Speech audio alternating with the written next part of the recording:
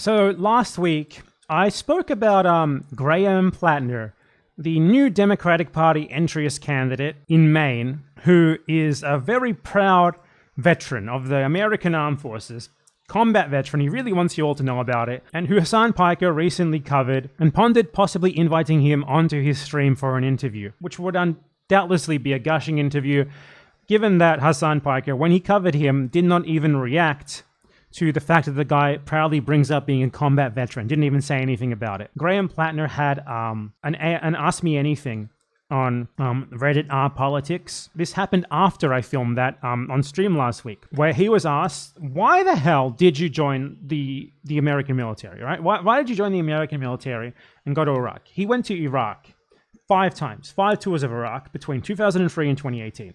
I'm not fucking shitting you. The fact that it's called a tour, by the way, that is insane. That's so crazy. Tours? He went on a nice little tour, right? Just a nice tour, shooting Iraqis, destroying their country, just going on a nice little tourism tour or something. Sorry, it's 4 tours. 4 tours. And the last one was as a PMC, by the way. I didn't even know that there were American PMCs in Iraq in 2018. Maybe it was in Afghanistan, because the New York Times said he's a former Marine who served 3 tours in Iraq and 1 in Afghanistan. That's crazy. He liked it so much he kept going back for 15 fucking years. The last one as a private military contractor. He just loved it that much. Now, he didn't ask me anything, as I said, since I made my last video. And his reasoning for why he joined the military, despite supposedly being against the Iraq war, is Hila Klein level of insane. Except he's actually worse than Hila Klein.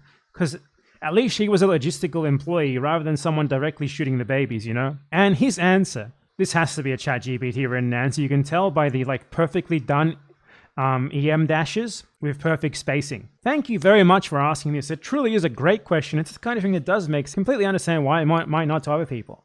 Look, I was against the Iraq war and did everything I could to try to stop it before it started. That's why I protested George W. Bush. But when the war started, a sense of service drew me to enlist. I was against the war, but when it started, I just felt an urge to serve. Serve what? You know, George W. Bush, the oil companies, everything that I was supposedly protesting beforehand.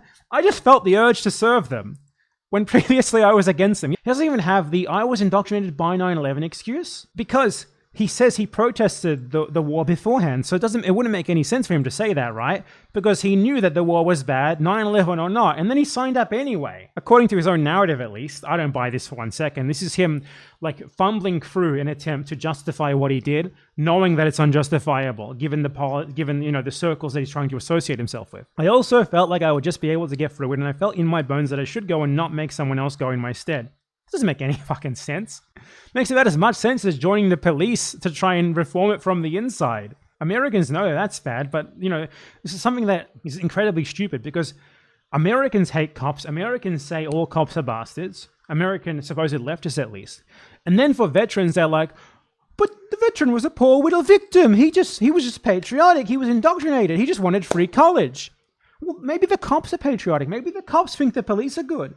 Maybe the cops wanted, the benefits associated with being a cop. The difference for you isn't that. The difference for you is that the military polices people in the third world for your benefit. The cops police you. So it's a lot easier for you to see why the cops are bad, but not why the military, which are essentially much more brutal police against third worlders, are bad. One of them directly affects you, so it's very easy for you to denounce them. The other doesn't, so it's very easy for you to sympathize with them. I also felt there was value in trying to be a voice of reason and decency in a deeply unreasonable and decent place. Is that what ChatGPT told you to say? That's insane. What's next? Are you going to join a rape gang to try and be the voice of decency in the mass rape gang or something? That makes about as much sense as this. You're going to join a fucking a hitman firm or something to be the voice of reason? That's what this is. It doesn't make any sense. And finally, if I'm being honest, I wanted to be a soldier since I was 2 years old. I was drawn to military history. I personally had that urge. At 19, I was also a young man drawn to adventure, and serving overseas was the ultimate adventure. That is an insane thing to say. You Americans talk about this sort of thing as if going overseas to kill other people is a fun little thing that you do during a gap year.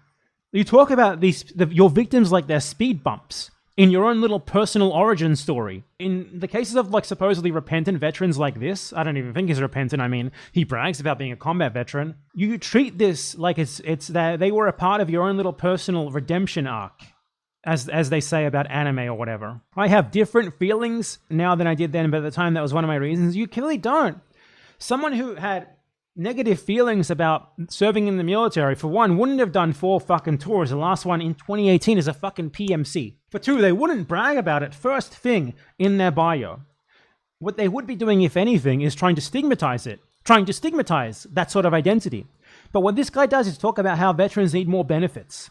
Talk about how proud he is of serving his country as a 4-time combat veteran over the course of 15 fucking years. He knew the Iraq War was bad, and he decided to go anyway. I find it disgusting how willing people are to accept people like this. They always say, but we don't have anything better. The reason why you don't have anything better is because you're not doing anything. You're just sitting there and waiting for the politics to come to you. So you just eat up whatever the Democratic Party throws at you. You can't be like, well, what do you expect from me? This is the best we got. If you're not doing anything to make it so that this isn't the best you got, you owe it to the rest of the world to make it so this isn't what the best you got, in fact. To the people who are way more affected by American policy than you are. The people of the rest of the world, the third world especially. The targets of American imperialism. And the same people who say this, who vote for this guy, they would never vote, for example, like someone who was outed for sexual harassment or sexual assault or rape or assault or domestic violence or murder or anything like that. For them, that would be disqualifying. For them, that person should be ostracized. They should be persona non grata. But you sign up to go and murder Iraqis. If anything, they receive that positively. That doesn't make any fucking sense.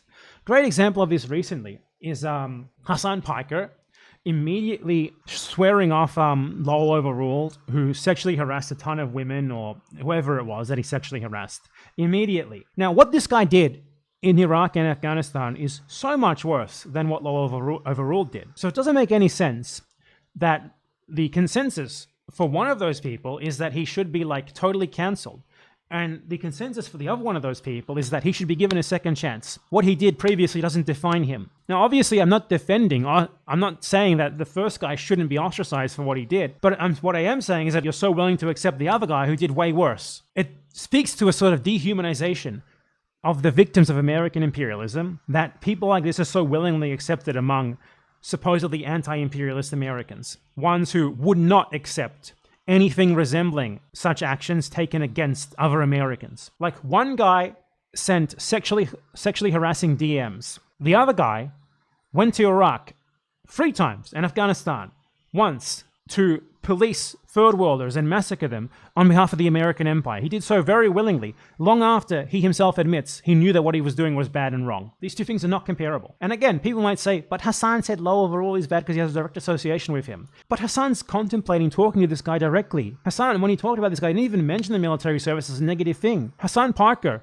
would absolutely not even think about interviewing a Democratic Party candidate who, for example, had been credibly accused of sexual assault or sexual harassment. He would not think of endorsing such a guy. But with this guy, he thinks about it. It doesn't make any sense. It doesn't make any fucking sense. And it really speaks to a fundamental deep down thinking where certain people are perceived as more human than others. Certain victims are perceived as more worthy of justice than others. Doing horrid things to people in the third world is totally fine as long as it was part of your own little personal adventure, your own little story of personal development. Putting proud veteran, 3 tours of Iraq and Afghanistan, combat veteran, in your bio should be looked upon as insane as putting like proud convicted murderer in your fucking bio, man. And the fact that it's not speaks volumes of just how fucked up the American supposed left is. Because a lot of the same people who will defend this guy, who will very emotionally and passionately tell us how we shouldn't think poorly of proud American combat veterans. They will then talk about how Israeli soldiers are genocidal rapists. This guy's a member of the American IDF.